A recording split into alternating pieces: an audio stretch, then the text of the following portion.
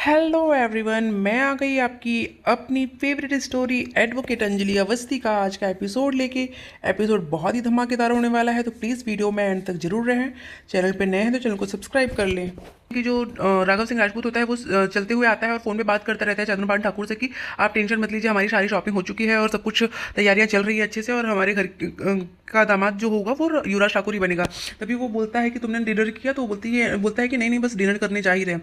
तभी वो बोलता है कि क्या हुआ, सब लोग डिनर पे बैठे हैं, कोई डिनर क्यों नहीं कर रहे हैं। तो वो बोलती है कि सानिया जो होती है वो बोलती है कि आज डिनर गिन्नी भाभी नहीं कोई और देगा। तो वो पूछता है कि कोई और कौन। तो यहाँ पे अंजलि जो होती है वो आती है और वो बोलती है कि आज डिनर मैं दूंगी। तो यहाँ पे क्योंकि वो बोलता है कि अंजलि को देख के वो शॉक डर जाता है कि तुम यहाँ पे कैसे आ गई। तभी यहाँ पे हम देखते हैं कि सब लोग जो होते हैं वो पूछते हैं अरे तुम यहाँ पे कैसे, तुम यहाँ पे कैसे। पर अंजलि जो होती है वो बताती है कि आखिर अब घर पे शादी का माहौल है, आपके बेटे और मैं तो हम गए थे रेस्टोरेंट में खाना खाने के लिए, पर शादी का माहौल था उन्होंने बताया, तो फिर मुझे लगा कि घर में काम बहुत होगा तो मुझे चलना चाहिए।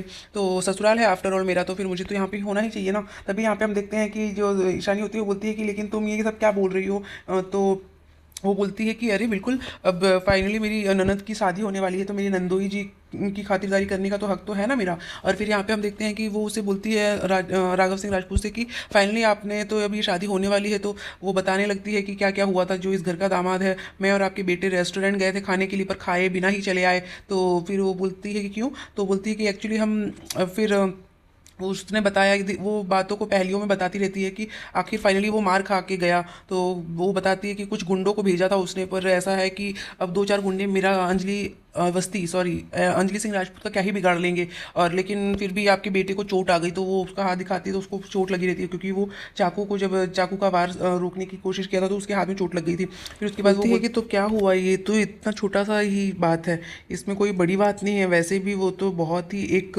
नंबर का इस शहर का क्रिमिनल है, तो क्या दिक्कत है। ये सब तो अच्छी बात है ना, यहाँ इस घर के दामाद में ये क्वालिटी तो होनी ही चाहिए। तो ये सब सुन पूरा परिवार जो होता है वो परेशान हो जाता है और उन सबको बुरा लगता है, और यहाँ महक को भी ये सारी चीज़ें बुरी लगती है, और गिन्नी जो होती है उसको भी ये बातें बुरी लगती है। तो वो बोलती है कि तू ये सब अंजलि क्यों बोल रही है, गिन्नी को बुरा लग सकता है। तो बोलते हैं इसमें बुरा लगने वाली कौन सी बात है, ये सब तो मैं उसकी तारीफ ही कर रही हूँ, ये सब अच्छी बात है, वो सारी क्वालिटी है उसमें, तो ये बताने में क्या कैसी शर्म।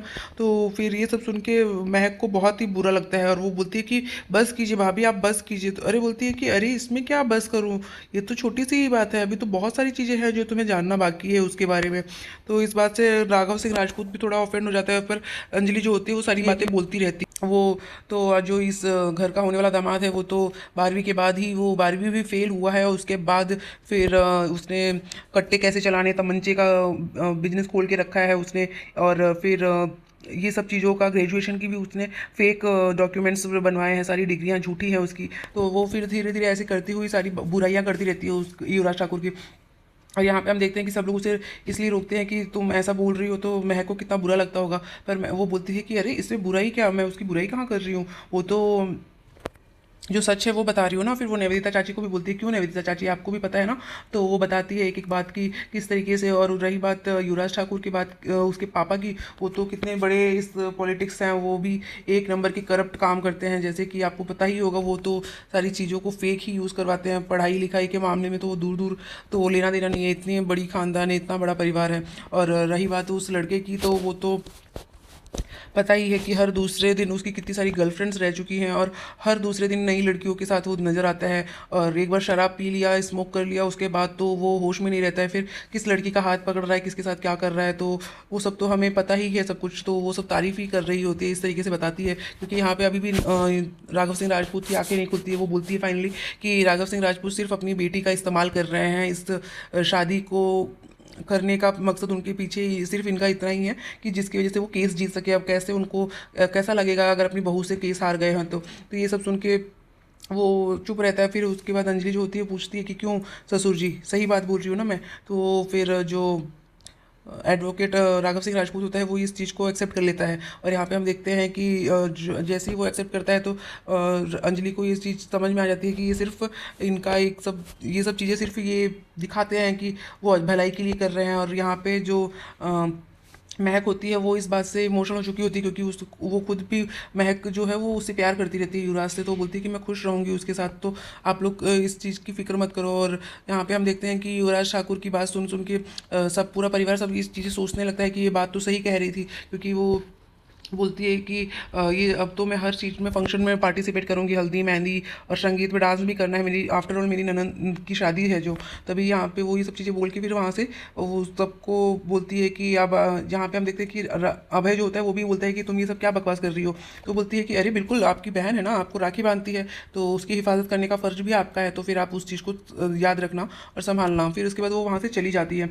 पर जैसे ही वो जाती है तभी हम देखते हैं कि जो ईशानी होती है वो बोलती है बात तो ये ठीक ही कह रही थी, क्योंकि वो ऐसा है ही वो लड़का। तभी यहाँ पे महक जो होती है वो बहुत ही सेंटी हो जाती है, वो बहुत ही इमोशनल हो जाती है, क्योंकि उसे ऐसा लगता है कि ये सब चीज़ें वो बोल के सबका माइंड चेंज ना करवा दे। पर यहाँ पे महक बोलती है कि मैं खुश रहूँगी। फाइनली वो उससे प्यार करती है क्योंकि युवराज से, इसलिए वो बोलती है कि मैं खुश रहूँगी। और यहाँ पे हम देखते हैं कि अंजलि जो होती है वो ये बोल के जाती है कि वो लड़का महक भले ही बाहर से खुश रहने की कितनी भी कोशिश कर ले, लेकिन वो अंदर से हर दिन घुटती रहेगी। हर दिन उसके लिए एक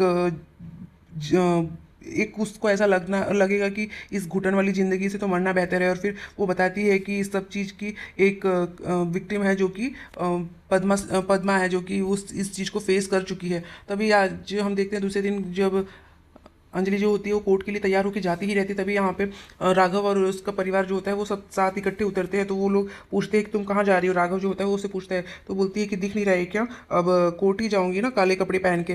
तो काला कोट पहन के कोर्ट ही जा रही हूँ मैं। तो यहाँ पे हम देखते हैं कि वो उसे बोलता है कि तुम चाहे जहाँ पे भी जाओ लेकिन इस केस से दूर हो जाओ। तो यहाँ पे हम देखते हैं कि वो गिन्नी को बोलता है कि तुम इसे समझा लो, कुछ भी अगर तुम्हें अगर अपने वापस से अपनी लाइफ को अभय के साथ अच्छे से चलानी है तो तुम्हें इस चीज़ का पूरा ध्यान रखना पड़ेगा कि ये शादी अच्छे से हो जाए बिना विघ्न के। तो वो उससे समझाने की कोशिश करती है। तो वो अंजलि को बोलती है कि अंजलि तू ये जान इतना, तुझे क्या फ़र्क पड़ रहा है, ये अच्छे से होने दे शादी। तो वो बोलती है कि तू तो बिल्कुल गिरगिट की तरह रंग बदल दी थी। तो वो बोलती है कि तुम मुझे चाहे जो भी बोलो, पर अभी अपने को ये सब चीज़ों में से क्यों पड़ना, उसकी शादी है उसको करने दो। तभी यहाँ पे हम देखते हैं महक आती है, तो क्योंकि वो लोग जाते हैं शॉपिंग करने के लिए, आज जाने वाले हैं। तो वो बोलती है कि जिसको जहाँ पे जाना है वो जाए, लेकिन इस कोर्ट में जाके मैं भले ही मैं इस घर की बहू हूँ पर कोर्ट में तो मैं इंसाफ के ही लिए लड़ूंगी। और यहाँ पे वो महक को फिर से समझाने की कोशिश करती है, एटलीस्ट महक तुम तो समझदार हो, तुम इस चीज़ को समझो। पर वो अभी भी ये चीज़ें समझने के लिए तैयार नहीं होती है। और यहाँ पे राघव जो होता है वो उसका पूरी तरीके से इस्तेमाल करता है इस चीज़ का, कि वो फाइनली इस तरीके से इमोशनल हो चुकी है, वो उसको ब्लैकमेल करता रहता है। तभी यहाँ पे हम देखते हैं जो गौरव चाचा होते हैं वो आते हैं और वो इसे समझाने की कोशिश करते हैं कि एटलीस्ट महक तुम तो समझदार हो, तो तुम ये सब चीज़ें क्यों नहीं समझ रही हो, तुम्हें ये चीज़ें समझ क्यों नहीं आ रही है कि राघव सिंह राजपूत तुम्हारा इस्तेमाल करके तुम्हें अपना इस केस को जीतने के लिए वो तुम्हारा इस्तेमाल कर रहे हैं सिर्फ। पर वो अभी भी नहीं समझती है और वो बोलती है कि पर चाचू मुझे ये पापा को कोई कुछ नहीं बोलेगा, क्योंकि ये शादी मैं अपनी मर्जी से कर रही हूँ। और यहाँ पे गौरव जो होते हैं पूरी तरीके से वो समझाने की कोशिश करते हैं राघव को कि ये सब क्यों कर रहे पर हैं भैया राघव आप। जो होता है तो वो आज किसी की बात सुनने को और समझने के लिए तैयार नहीं रहता। वो बस इसको इस चीज़ को एक दाव की तरह यूज़ करना चाहता है, क्योंकि अंजलि बोलती है कि आप लोग अपने इस काम को एक धंधा बना चुके हैं और धंधे में सिर्फ रिश्तों का इस्तेमाल किया जाता है, ना कि उसके लिए कुछ भला सोचा जाता है। और यहाँ पे राघव सिंह राजपूत जो होते हैं वो कुछ नहीं बोलते, वो बोलते हैं कि आज सिर्फ तुम कुछ भी गलती मत करना, आज हम सब शॉपिंग पे जाने वाले हैं उसकी शादी की तैयारियां करने के लिए। तो ये सब सुन के गौरव को भी बिल्कुल पसंद नहीं आता है, पर अंजलि जो होती है वो अपनी बातों पे टिकी रहती है।